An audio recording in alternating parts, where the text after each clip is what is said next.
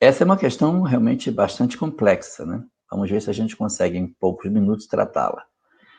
A primeira coisa que a gente tem que desmistificar é um conceito equivocado que muitas pessoas espíritas têm, de que, obrigatoriamente, todas as pessoas que vivem hoje uma experiência da forma da homossexualidade, necessariamente estão sofrendo um processo de inversão sexual, ou seja, a pessoa tinha uma determinada expressão sexual numa encarnação anterior, aí nessa encarnação está invertido e por isso vive uma experiência homossexual. Isso não é verdadeiro. Nem toda pessoa que hoje é um homem que vive uma experiência homoafetiva era mulher na outra e vice-versa. Não, isso não funciona dessa forma. Nós temos, na verdade, na condição da chamada homossexualidade, basicamente duas causas, né? Causas atuais e causas anteriores. Causas atuais significa o seguinte: o indivíduo não tinha uma experiência homossexual do ontem, ele não vê, a história dele hoje não tem nada a ver com o passado, tem a ver com o presente. Presente dele é que tem as razões pelas quais ele hoje vive uma experiência homoafetiva. E existem várias razões para que isso aconteça. Por exemplo, digamos que você, uma moça, sofre uma relação afetiva com um rapaz, muito violenta, traumatizante, ela se bloqueia e ela começa a ter rejeição pelo sexo masculino. A causa está no hoje. Essa rejeição faz com que ela não queira mais a comunhão afetiva com outro rapaz.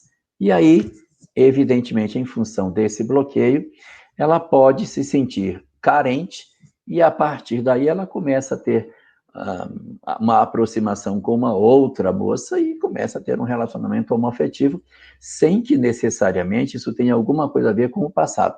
Ela era mulher na outra, era mulher na outra, sei lá quantas atrás, nesta é mulher, sofre um trauma e é em função de como ela reage a isso, porque cada pessoa é diferente, não estou dizendo com isso que todo mundo que sofre um trauma obrigatoriamente vai ter uma experiência homoafetiva, mas essa é uma possibilidade.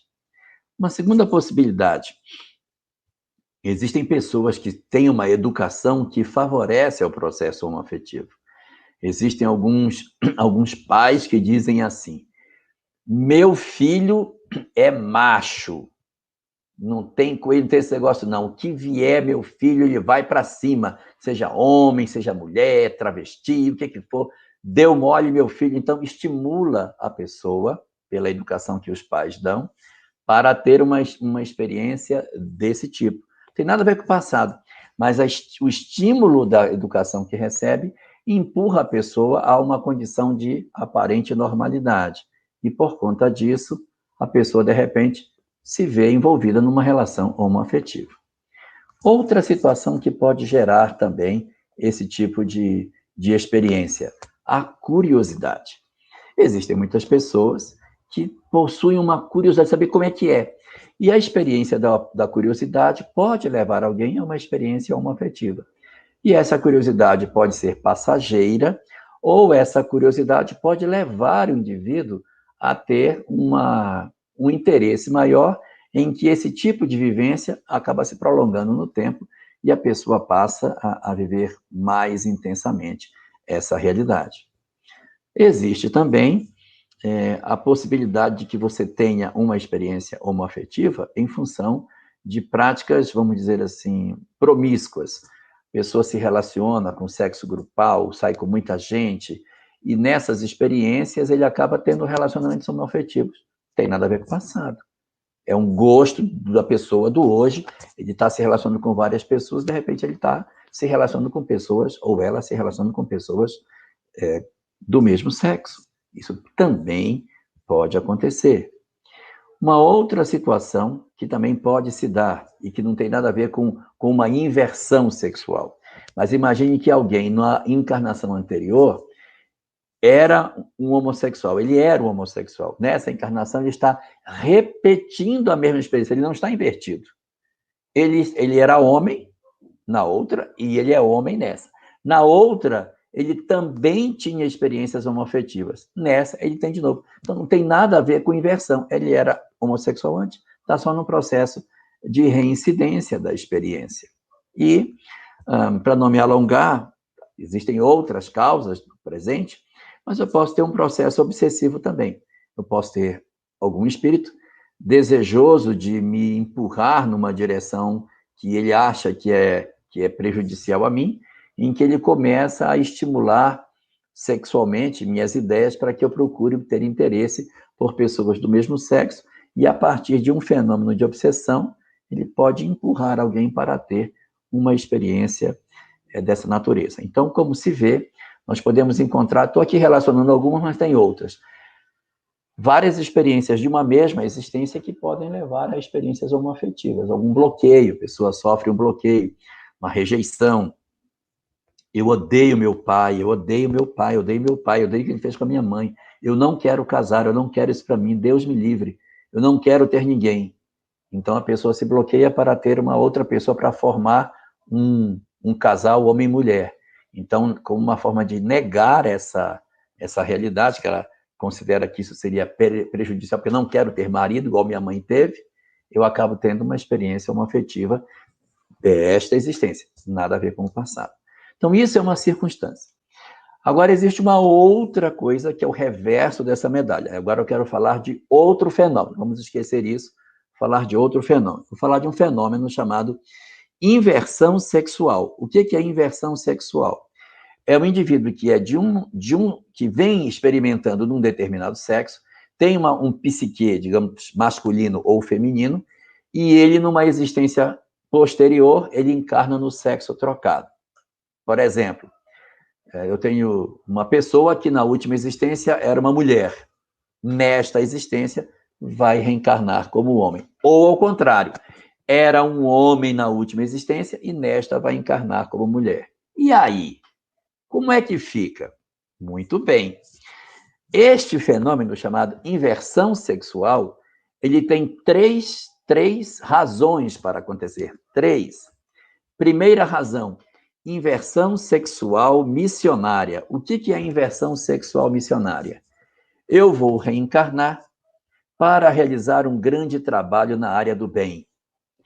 E eu não posso, pelo trabalho que eu vou fazer, me envolver com um casamento, porque isso diminuiria a minha capacidade de me envolver com a atividade que eu vou fazer.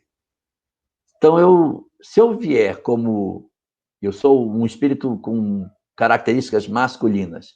Se eu vier como homem, vou fazer besteira, hein? Porque muito provavelmente eu vou casar. E aí eu vou deixar o trabalho pela metade. Ou se eu sou uma mulher e reencarno como mulher, eu como mulher vou ter os meus interesses, ter filho, ter um lar, e acabo casando e deixo o trabalho pela metade. Então, muitas vezes, para que determinados espíritos exerçam a atividade que eles têm para fazer, eles podem passar por um fenômeno chamado inversão sexual missionária.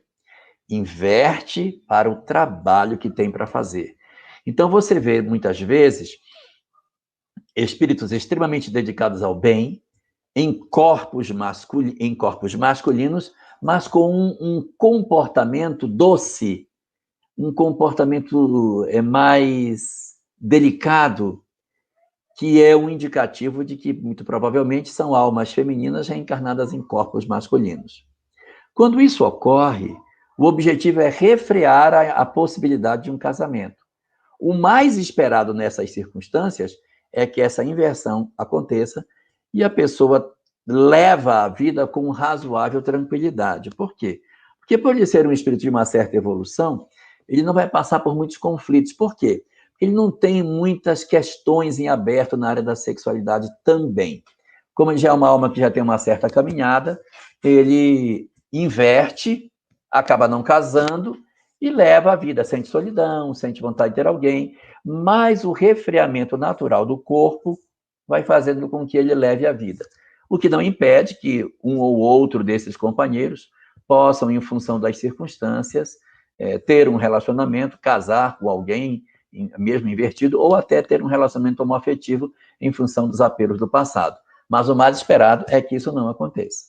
Segunda situação, o sujeito inverte por uma questão provacional. O que seria a inversão provacional? A inversão provacional ocorre quando, naturalmente, pela evolução, a gente vai ter que inverter. O Rubens, por exemplo, vai ter que ter pelo menos uma encarnação como mulher. Por quê? Porque o Rubens precisa saber o que é gestar, o que é amamentar, né? Existem experiências do universo feminino que não tem como você vivenciar sendo homem. E daí, para que a gente evolua, a gente tem que encarnar nos dois mundos. Assim como mulheres também precisarão naturalmente encarnar como homens, homens naturalmente passarão a encarnar algumas vezes como mulher. Por quê? Para retirar de nós esses arquétipos, esses estereótipos que a gente tem de que homem é desse jeito e mulher é daquele jeito.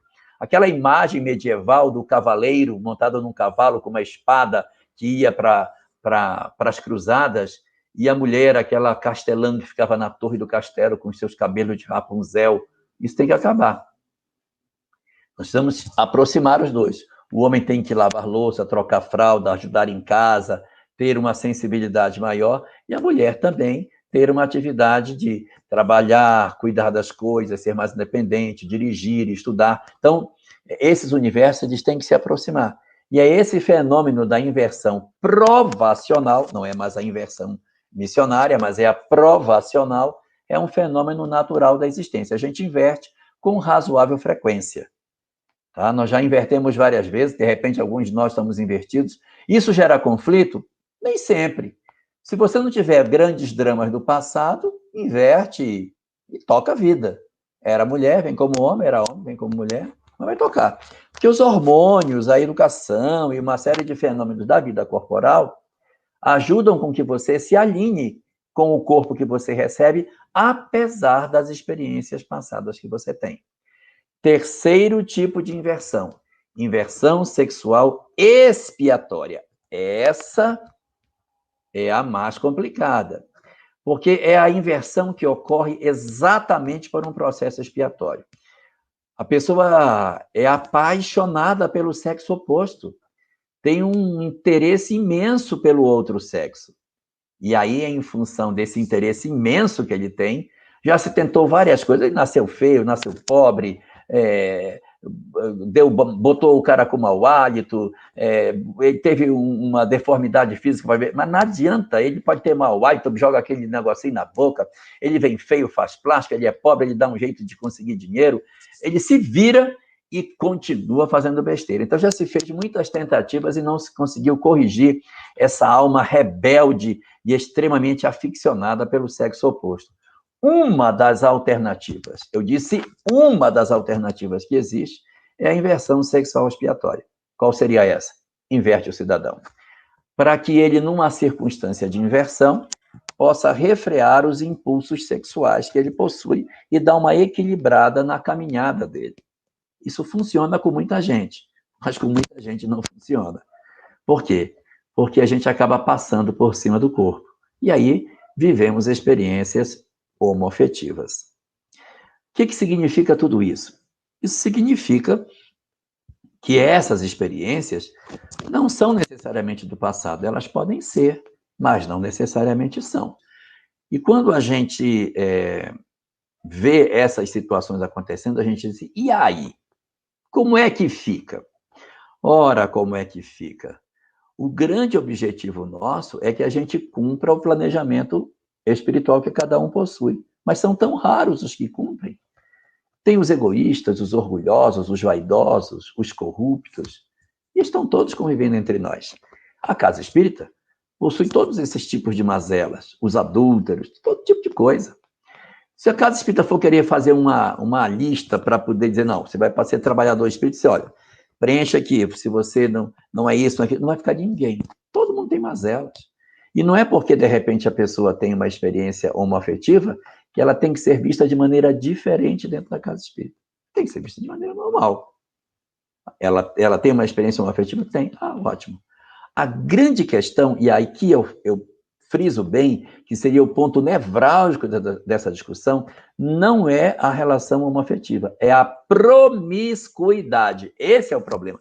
Que pode ser hétero, pode ser homo, nós temos que fugir da promiscuidade. Num degrau bem mais alto, a prostituição. Então, se você se prostitui, não se prostitua, homo ou hétero, não se prostitua. Mas se você não se prostitui, mas tem vida poligâmica, promíscua, diminua. Escolha menos parceiros, diminua.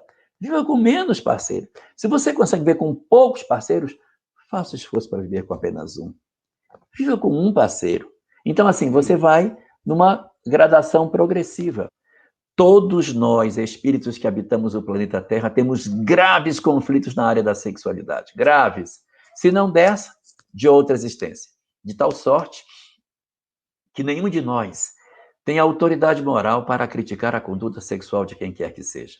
Diante dos conflitos sexuais que a gente possa enxergar, silenciar os nossos corações de fazermos condenação a quem quer que seja. Não temos autoridade para condenar.